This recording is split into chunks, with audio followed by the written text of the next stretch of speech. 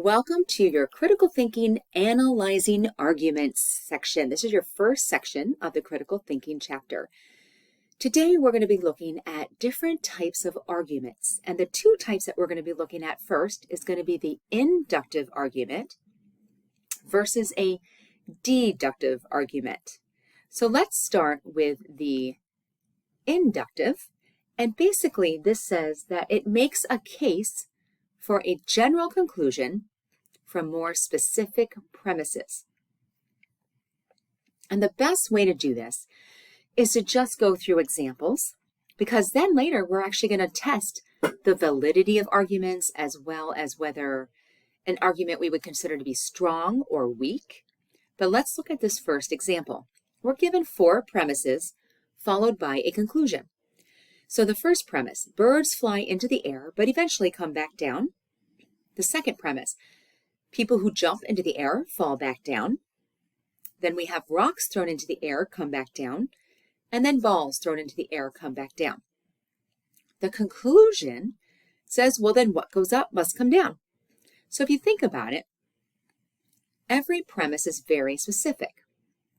We're talking about birds, and then people, and then rocks, and then balls. But then our conclusion is just a general conclusion. That's what we would call an inductive argument. Now let me show you the difference when we go down here to a deductive argument. This makes a case for a specific conclusion from a more general premise. That's the difference. It's kind of the flip of the inductive. So here's your example with 2 premises and a conclusion. First premise, all politicians are married. Second premise, Senator Booker is a politician. So our conclusion is that Senator Booker is married. Now here, that first premise is very general. All politicians are married. And now we're making a very specific conclusion and saying, well, Senator Booker is then married. That's the deductive. So again, think about a specific conclusion with more general premises. That would be your deductive argument. Now we're going to keep going. Don't worry, we'll be doing a few today. How do we evaluate? Now, there's couple different ways depending on the type of argument. With inductive argument, you cannot prove its conclusion true. So what we do is we evaluate its strength. An argument is strong if it makes a compelling case. So look at example 3. A movie director tells her producer not to worry and her film will be a hit. So there's the conclusion. We're starting with the conclusion this time. As evidence, she cites the following facts. She's hired big stars for lead roles. She's had a great advertising campaign planned. And it's a sequel to her last hit movie. Notice that she has very specific premises here. That automatically tells me that we're looking at the inductive argument. But her conclusion is a general conclusion. Her film's going to be a hit. Now, to evaluate the strength, we would look at the argument. And what we would say is we actually would not conclude that it is a strong argument, but really a weak argument. So in this case, we would say that this argument, let me just write it here, is a weak argument. And let me explain why. Because no matter what happened to the previous movie, with the previous movie, even another big movie, we even know that sequels are not always going to be a big hit. So her argument is technically weak because this cannot guarantee or will not guarantee that this movie is going to be a big hit. So again, with inductive, it's strong or weak. And you have to just, I would say, reason it through. And that's this whole course is about reasoning. A lot of our answers to reason through. You'll become good debaters after this course, I think. All right, what about a deductive argument? So let me slide down here. You need to ask 2 key questions. Does the conclusion follow necessarily from the premise? And are the premises true? Now there's 2 things. Let me say this. With the first one, okay, this is your note that you have right here in front of you. The argument is valid if its conclusion follows necessarily from its premises, regardless of the truth of those premises or conclusions. And this is where I have a lot of students that get confused because they'll say, wait, but this isn't true. Right. We're just testing the validity of the argument. Now, let's go to step 2. If the premises are true and we found the argument to be valid, then the argument is sound. So that's the difference. We're going to test validity in a minute. I'm going to show you how we're going to do that because it's very visual. If you're a visual learner, you're probably going to love this next part. But otherwise, that's what we're looking at. We're looking at whether, first, is it valid? That doesn't mean anything about it being true. But then, if it's valid and true, then it's sound. So that's going to be the difference. Now, let's go here to tests of validity. Using the Venn diagram, okay, this is what we're going to do. We're going to draw a Venn diagram, and we're going to do about, I think I have several examples in this video, so we're going to be good at the end of this. So if you don't get it the first time, don't worry, we're going to do a few. Then we're going to test the validity once we put in the premises. So the first thing we're going to do is draw a Venn diagram, put in the premises, put in the conclusion, and see, can we verify that this is valid? Now, saying this in words, it's not going to mean much to you right now. Seeing it is probably going to be the best thing.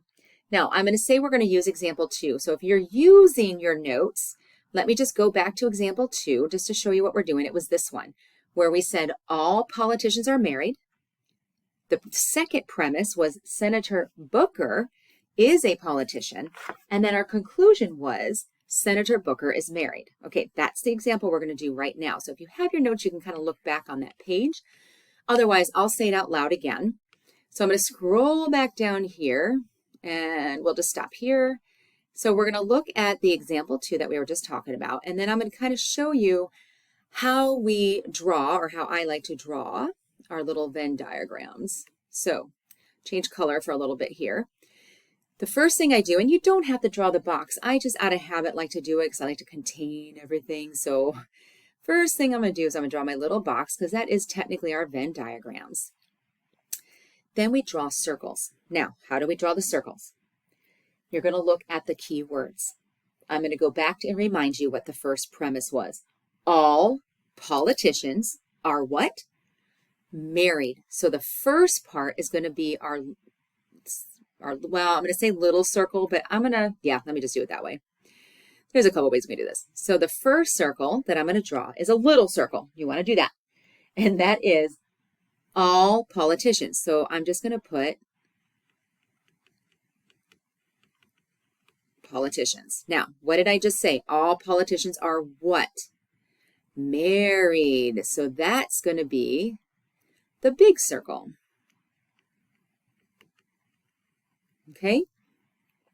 Oh, that's an I. It just doesn't look like it, but it doesn't matter. Now I'm going to go to my red color because I'm going to change my colors. That's why I love using this, because I can change colors and make it a little more interesting. That's the first step. That's all we're doing.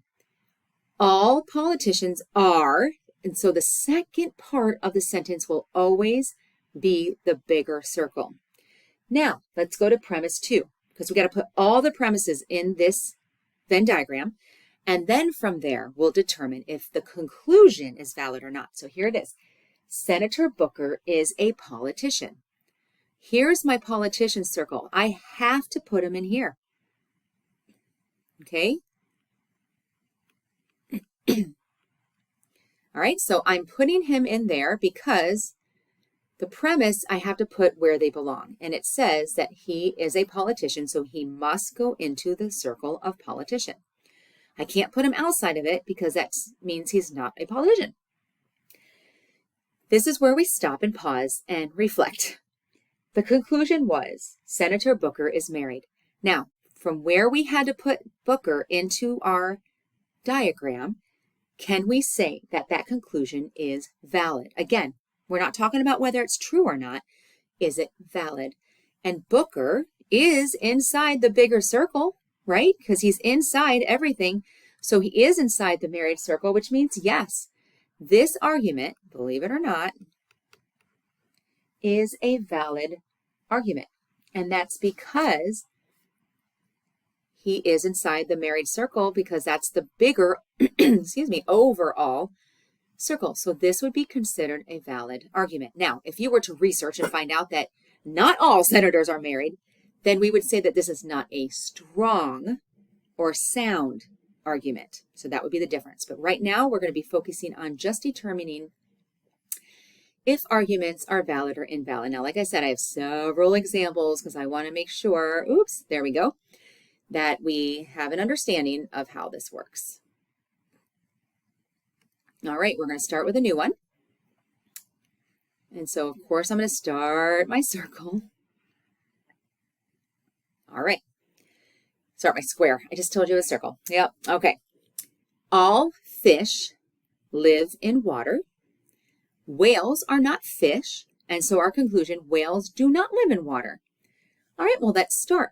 Remember what I said. So let me just kind of dissect this for a second for you.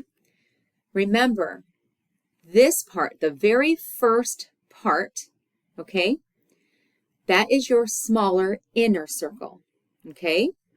And then, I'll just show you in blue, live in water, that is your second part. Now, you could even label this. This could be like your P, because we're going to do that in a little bit, and this could be statement Q. So when you do these images or these circles, okay, P will always be on the outside or on the inside, and Q will always be on the outside. So if you want to draw just something like that in your notes even, this can at least help you gauge on remembering when you have the bigger circle and when you have the little circle. So all fish, remember that then is going to be our little circle. Fish live in water. Okay, now I don't want to write all that out, so I'm just going to put water. You can write it out if you want. Now, this one I changed. I always put my second premise in red. That's just me. I like to use different colors. I'm a very visual learner, and so I like to teach with it.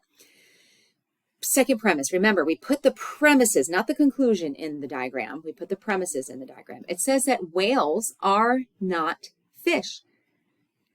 So then that means I could put whales here, right? But think about this. This is where we have to pause and reflect. Like I said, with this course, you're going to do a lot of that. All we're told is that whales are not fish. So I could put whales here, but couldn't I also put whales outside of both circle, right? Because all we're told is that they're not fish. So I could put it, I have to put it outside of the fish circle, but there's two places that I could place the whales. Now, because of that, look at the conclusion. Whales do not live in water. Okay, well, I don't necessarily I can't necessarily make that conclusion because yes, I could put whales out here, which means they don't live in water, but I could also put whales in here, which means they would live in water. Because I could put it in two different places, my argument is automatically invalid. That is how you look at the validity when we are looking at these diagrams. If I can put this in two different places, it's not going to be valid. All right, let's go to this next one. So here's our premise. Now, again, I'm just going to start my diagram. Okay. All 20th century presidents, U.S. presidents, were men. Second premise, John Kennedy was a man. Conclusion, John Kennedy was a 20th century U.S. president. Again, let's look at those, right? So we're splitting it up. All 20th century U.S. presidents, that's P, okay, were men, and that's your Q. Okay, P is your smaller circle, Q is your bigger circle. So we're looking at the smaller circle here, which is U.S. presidents, and I'm just going to abbreviate that. And then what were they? They were all what? Men. Okay, now second premise. It says that John Kennedy was a man. Or right? I'm just going to put JFK to make it shorter. All right, so he was a man. That means I could put him in this circle because he has to be in the man circle. I can't put him outside of it because it says he was a man. But notice that U.S. president is also in the men's circle, which means I could put him here. As long as he's anywhere where it indicates he's in the circle where it says men, that's okay. Well, again, I had to put him in two different spots, which means I cannot necessarily conclude that he was a U.S. president. Now, yes, this would not be a sound argument, but it would also be considered an invalid argument because, again, there was more than one place that I could put him. All right, let's keep going. Now we're going to change our type of deductive arguments that we've been doing, and we're going to look at conditional arguments. Okay, conditional. Now, with conditional, let me explain. You're going to get, well, right now, let me just explain that you are going to be looking at an introduction, sort of, there we go, just changing my color, to what we call logic. You're going to be doing the logic chapter a little bit later on in the semester. I don't like to start with it because then you might be too overwhelmed. I like to just kind of ease into that. But this is going to be a little bit of that. Remember how I was calling our statements P and Q? Well, now we're doing something called a condition, meaning if something, so you see the if a person lives in Chicago, then this, that is called a condition. We're saying if, and remember I was calling this P, I'm never going to change this. The first part of any of these statements will be our P. The second part will be our Q for this chapter. So what we're saying is if P, whatever that is, then Q. Let me just show you how you write this in logic. These are symbols, and this is why I like math because it shortens everything. So we use an arrow to indicate a condition. And what that says, this is how you would literally say this out loud. If P, then Q. So in other words, what you're looking at here is you're looking at a condition because it's saying if this is happening, then this. This is your condition. So symbolically, we would write if P, then Q. Now you'll be doing this when we get to logic. So when you see this again, you'll be like, oh yes, I remember this. This is how we say it. If P, then Q. All right. Still the same concept, right? Where I was saying, right, your P on the inside and the Q part on the outside. Nothing's changing. We're still being consistent. It's just the wording has changed. So let's go ahead and test the validity. And I don't think I left room. Let me just see. Nope, so we'll just do it right here. We're going to test the validity. So I'm going to start with my Venn diagram, and our steps are still going to be the same. If a person lives in Chicago, so what this is a person lives in Chicago. That's going to be my smaller circle. Lives in Chicago, so it's kind of big. And then your Q circle, that's going to be the big circle, right? Likes windy days. Hopefully you can write a lot neater than I can with this. All right. So this is what we're looking at. And now we put the other premise in. Ooh, let me undo that. Not there. Now, the second premise says Carlos lives in Chicago. Well, then I'm going to have to put Carlos right here, right? Because it says he lives in Chicago, so it has to go there. Okay, well, now let's look at the conclusion and then draw whether it's valid or invalid. So therefore, we're concluding Carlos likes windy days. Well, because I had to put him here, there was no other place to put him, then yes, he is inside the bigger circle. Everything inside that bigger circle counts. So this would be a valid argument because it is saying that we can conclude that he likes windy days. Now, I'm just going to show you this. This is in the notes. But for basic conditional arguments, this is your structure. And you can automatically see right here whether, depending on the structure of the argument, whether it would be valid or invalid. So this is basically talking about different types. We have affirming the hypothesis, affirming the conclusion, denying the hypothesis, and denying the conclusion. These are just different types, and we can show and prove all of these through the Venn diagrams. So those are something you can review. Now, Oh, I did have room. So we're going to skip that because I just did the example 6. So now we just saved a little time there. Now let's go to example 7. Now with example 7, let's read through this. It says, if an employee is regularly late, so there's your P, then the employee will be fired. There's your Q. Drew was fired, so can we conclude that he was regularly late? All right, so let me start off with our diagram. And by the way, feel free anytime that we're starting to do more examples to pause the video and try it first, and then we'll go over the example so you can see if you did it correctly. All right, so we have the first circle, that's our P. Okay, I'm just going to put regularly late. Okay, that's my first circle. And then the second part of that premise says they will be fired. So I'm just going to write up here, fired. All right, now we put our second premise in. And it says that Drew was fired. All right, well, that means I could put him here. Or I could put him here, right? Because he just has to be in the fired circle. That means I had 2 possible locations to put him. And if you look at the conclusion, can we necessarily say that he was regularly late? Well, no, because I didn't have to put him in the regularly late circle. Thus, this would be an invalid argument. All right, we're going to do one more, and then that will be the conclusion of this first section for all of you. This one is worded a little different, and I just want to show you how you're going to do these.